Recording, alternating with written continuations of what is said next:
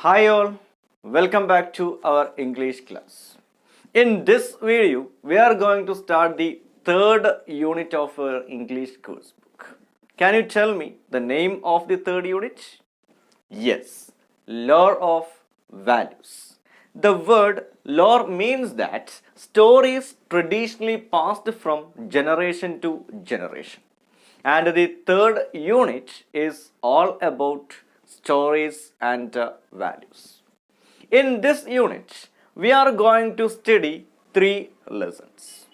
And the first one is an anecdote named The Best Investment I Ever Made, written by A.J. Cronin.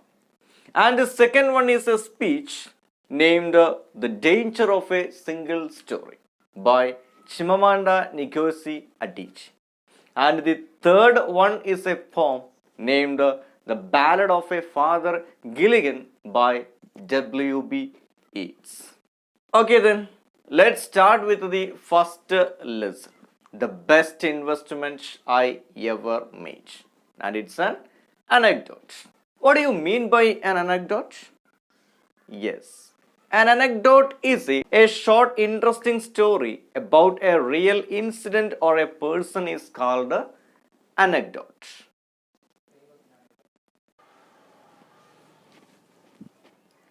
So, in this anecdote, we are going to study a real incident that happened in the life of the author and how the author's act of kindness transformed a man's life. We have already said that the best investment I ever made is an anecdote written by A.J. Cronin. You may please go through the profile of A.J. Cronin that given in your textbook, page number 77.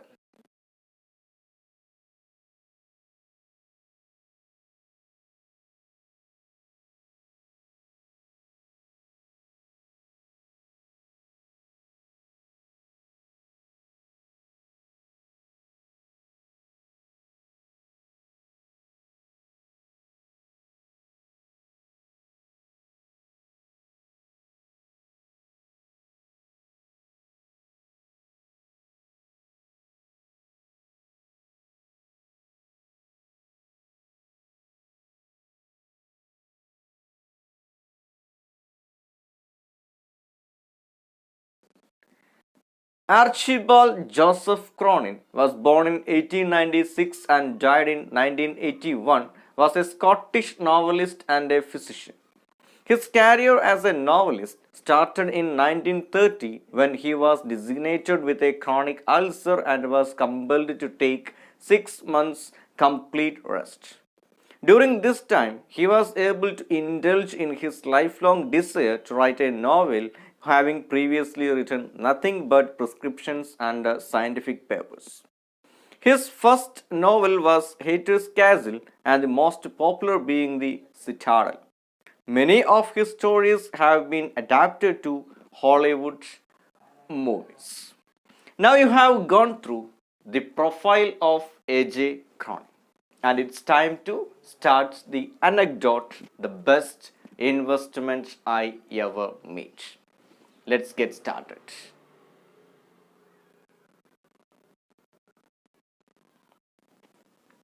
The best investment I ever made. On the second day, out from New York, while making the round of the Promenade deck, I suddenly became aware that one of the passengers was watching me closely, following me with his gaze every time I passed. I wanted to rest, to avoid the tedium of casual and importunate shipboard contacts. I gave no sign of having noticed the man. Yet there was nothing importunate about him. On the contrary, he seemed affected by a troubled, rather touching diffidence. He was in his early 40s, rather short in build with a fair complexion and clear blue eyes. His thin hair had begun to recede from his forehead, and his dark suit, sober tie, and rimless spectacles gave evidence of a serious and reserved disposition. At this point, the bugle sounded for dinner, and I went below.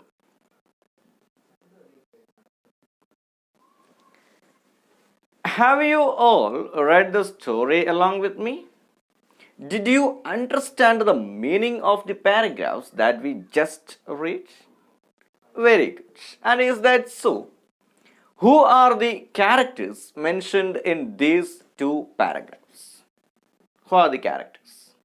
Yes, the narrator and a fellow passenger are the two characters mentioned in these two paragraphs. The narrator and the fellow traveler started their journey from New York in a ship, and that was their second day of voyage. In that day, narrator was walking through the promenade deck. Do you know what is a promenade deck? Here is the picture of promenade deck. Promenade deck is an open air upper deck on a passenger ship on which passengers may walk. That is what we call promenade deck. Here is a question for you. What did the narrator suddenly notice then? What did the narrator notice then while he walking through the promenade deck? Yes. He suddenly noticed that one of the passengers was watching him closely and following with his gaze every time he passed. And here is another question for you. Why was the narrator not interested in the man who was watching him? The narrator was not interested in the man who was gazing at him. Why? Yes. Because the narrator wanted to rest in order to avoid the tedium of casual and importunate shipboard contacts.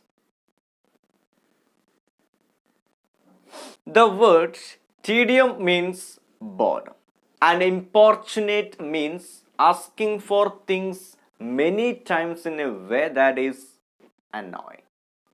You must have had such experiences in your life when you traveled in a bus or train. Write a short paragraph about it and send it to me personally. This second paragraph is all about the person who is gazing at the narrator. Let's read the second paragraph once again very carefully. Yet there was nothing importunate about him. On the contrary, he seemed affected by a troubled, rather touching diffidence. He was in his early 40s, rather short in build, with a fair complexion and clear blue eyes. His thin hair had begun to recede from his forehead. His dark suit, sober tie, and rimless spectacles gave evidence of a serious and reserved disposition. At this point, the bugle sounded for dinner and I went below. From the paragraph, we will get the complete details of the man, the fellow voyager who is gazing at the narrator. In the same paragraph, you might have noticed a few words like diffidence, recede, sober, and disposition. The word diffidence means shyness or lack of confidence. And the word recede means to stop growing. And the word sober means plain and not bright in color. And the word disposition means the natural qualities of a person's character.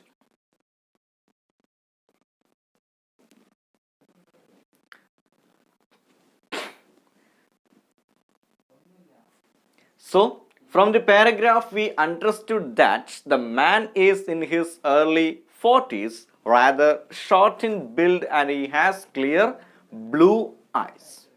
How did the narrator describe the hair of the fellow voyager? Yes, his thin hair had begun to recede from his forehead, just like this. Okay, you may please go through the first two paragraphs once again.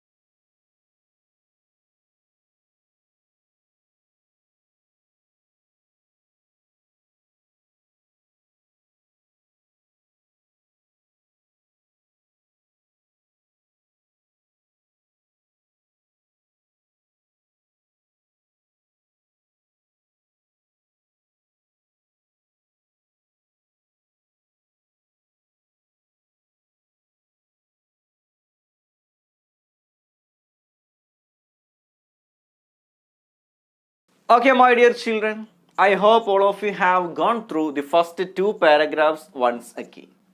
And let's go through the third and fourth paragraph of the story. On the following forenoon, I again observed my fellow voyager watching me earnestly from his deck chair. Now a lady was with him, obviously his wife. The situation by this time had begun to intrigue me.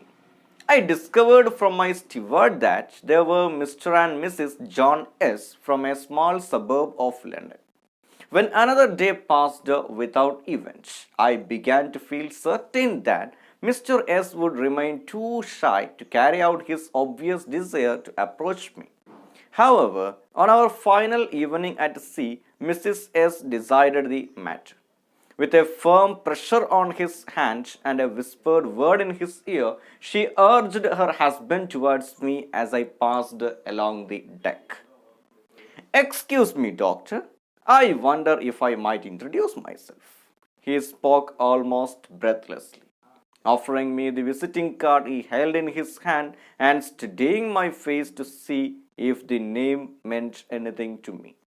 Then, as it plainly did not, he went on with the same awkwardness. "If you could spare a few minutes, my wife and I would like to have a word with you."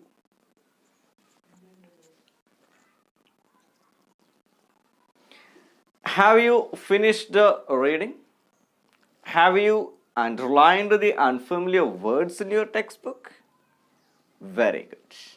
From the paragraphs that you have just read, you might have understood why is the man gazing at the narrator.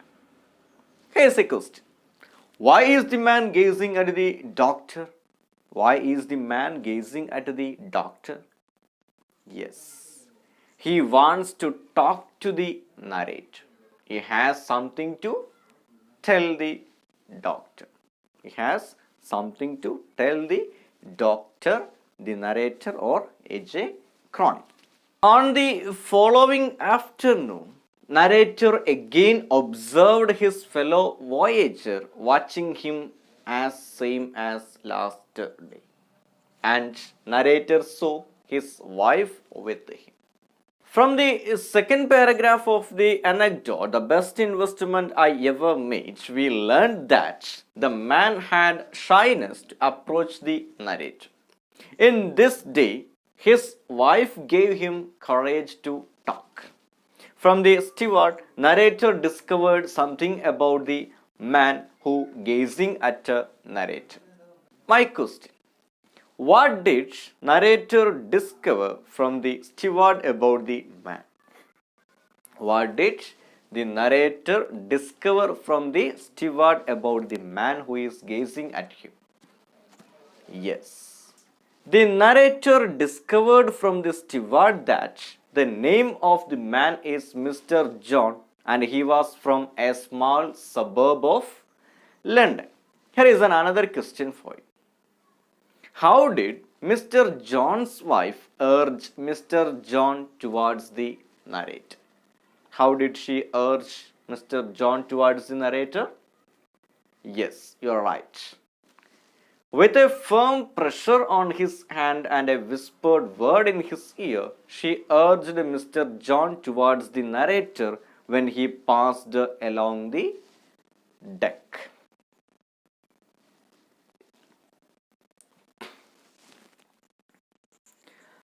Let's read the fourth paragraph once again. "Excuse me, doctor. I wonder if I might introduce myself." He spoke almost breathlessly, offering me the visiting card he held in his hand and studying my face to see if the name meant anything to me. Then, as it plainly did not, he went on with the same awkwardness. "If you could spare a few minutes, my wife and I would like to have a word with you." Hope all of you have read with me. Anyway, Mr. John and the narrator started talking.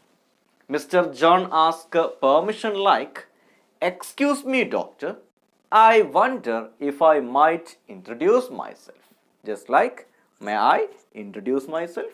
Could I introduce myself? Just like that.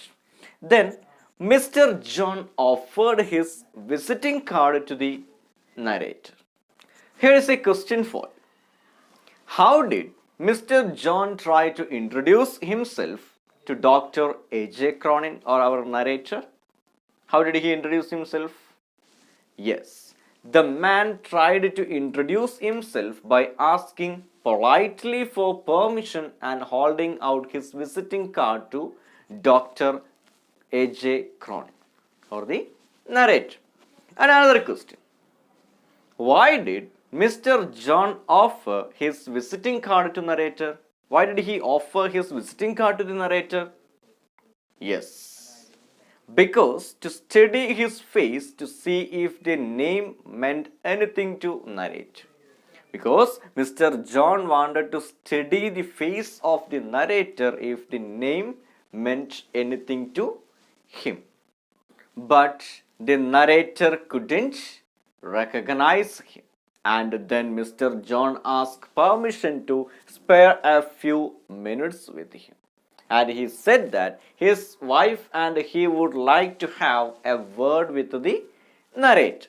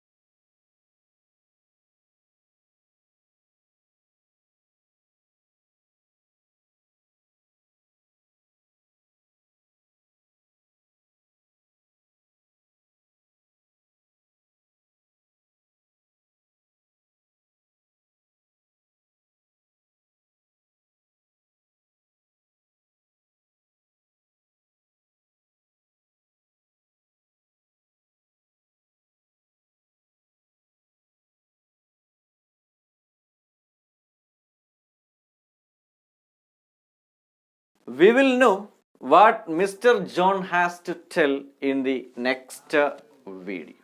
See you in the next video. Bye.